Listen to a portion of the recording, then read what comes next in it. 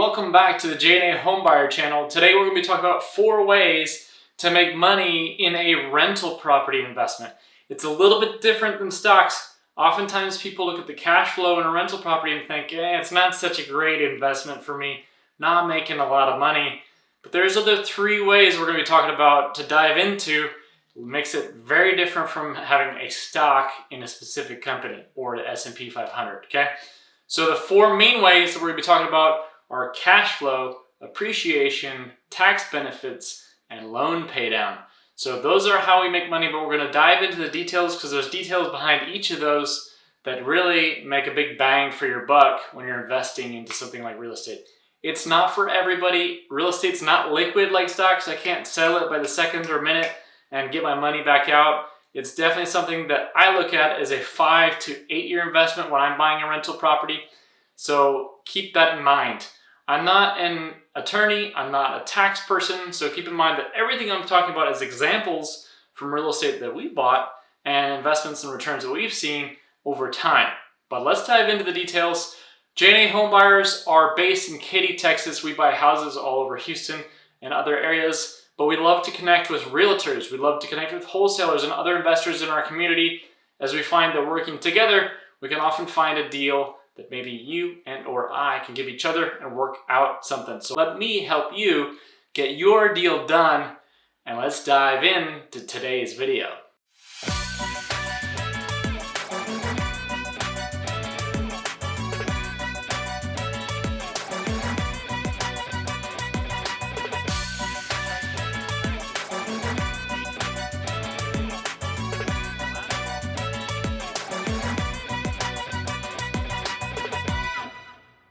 All right, so let's talk about the first way you can make money in a rental property. This is the way almost everybody thinks about. It's cash flow. Of course, cash flow is sweet. You should look for cash flow, but it's not the end-all be-all. And in certain economies, especially hot economies, you may see a lot of investors buy houses that have almost no cash flow. You need to decide whether it's important to you. But cash flow is very simple. It's rent minus something we call PITI. And PITI simply stands for principal, interest, taxes, and insurance. Once you subtract those costs, then you also need to have some budgeted for repairs. This is something that a lot of new investors miss. Like, hey, things are going to break. You're going to have a leak in a roof. You're going to have a water heater that goes out, something that you have to replace. So we have to budget for those. And of course, we're going to have to budget for vacancies. After those are all calculated for, that's what we count as our cash flow. Now, keep in mind that as time goes on, in most markets where you have a population increasing, you're going to have an increase in price to the cash flow that you're getting. And everything that you have goes up and up and up because your mortgage is typically fixed for 30 years, and therefore whatever incremental growth you get in that cash flow is yours to keep. Sweet deal. Taxes, taxes, taxes, taxes. Now, why is it that real estate investors get benefits on taxes? Like, come on. I mean, really. But the government has put a lot of steps in place to incentivize real estate investors so that they don't have to go out and build the real estate, keep the real estate up, and so on and so forth. So they've given incentives to real estate investors like you to essentially benefit from taxes. On a rental property, when we're looking at this, there's several things. One, there's a whole bunch of write-offs. I can write off things, any kind of repairs, insurance, property management, mortgage interest, HOA, legal, and any travel to that property. I can write that off. It's an expense that I'm not going to pay any tax on the income. I'm going to subtract that from my income. Depreciation is another one. I know, I appreciate real estate, but depreciation is a little bit different. The way the government looks at depreciation is that the structure that on your rental property will depreciate over time. It'll wear down, it'll have problems. Therefore, they're going to give you a break on that. And the way they'll look at that is you take the structure value. So in other words, you have the price of the land and the house. You're going to subtract the land, and then you're going to divide that by 27.5. That's the number of years, essentially, basically, that you can depreciate this asset over. Okay, so let's take an example. A $350,000 house, which is the median house in 2024, and we're going to take the land value of, let's just say $35K. It's reasonable. And that comes out to about 315K, and I'm in Texas, so these numbers are Texas median numbers for 2024, okay? So that ends up being divided by 27 and a half years, which is just over $11,000 per year, about $11,400 per year. That if you make, let's say, over $11,000 in cash flow on that property each year, they're going to say, hey, the government's going to look at it as $11,000 loss. Therefore, you didn't make any profit this year. You don't have to pay any taxes, even though you made $11,000 in income on that property. So very sweet deal for real estate investors. If you have a W-2 or if you have multiple rental properties, you need to talk to your tax guy to see if you can write some of that depreciation off on your W-2 income. That'd be pretty sweet, but I'm not your guy to talk to your tax guy. Now, 1031 exchange is another sweet deal for real estate investors. Let's say you bought a stock, okay? Going back to the stock idea.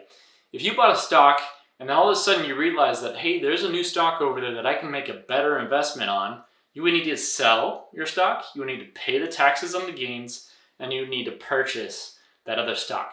Not so in real estate. In real estate, I can sell a single family home, for example. I can take the equity out and give it into a 1031 exchange, which essentially is a program that the government gives to defer the paying on taxes, and I can buy now something like a quadplex. Maybe that quadplex is going to give me a better return on investment.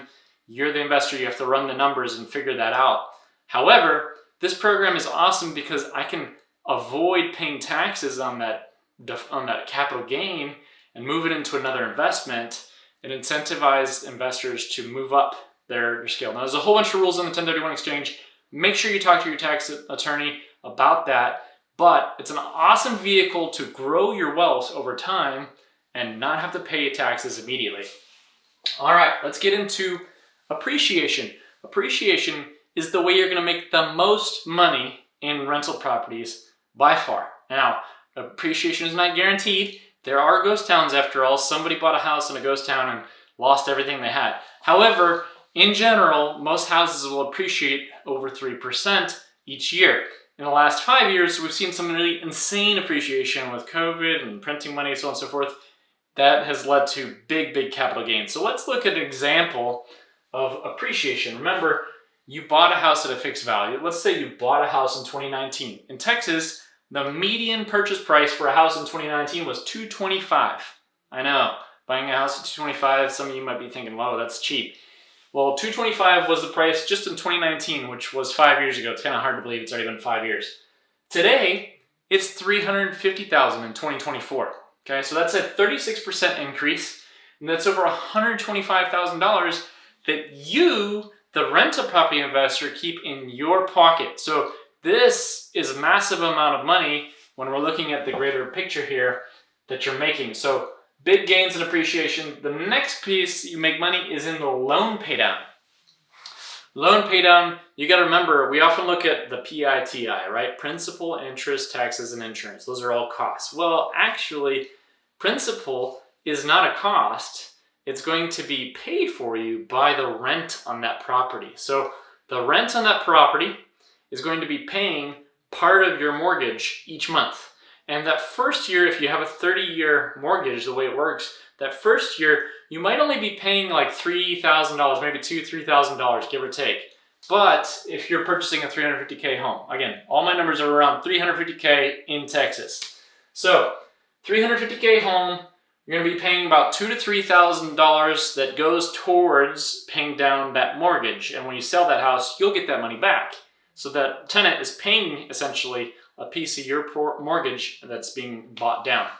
As you get near the end in year 29, it's going to nearly $20,000 in that 1 year as it works out. So the amortization process increases the amount in that mortgage you pay for each year. Now, you're probably noticing through all four of these that the amount of money you make in cash flow goes up over time.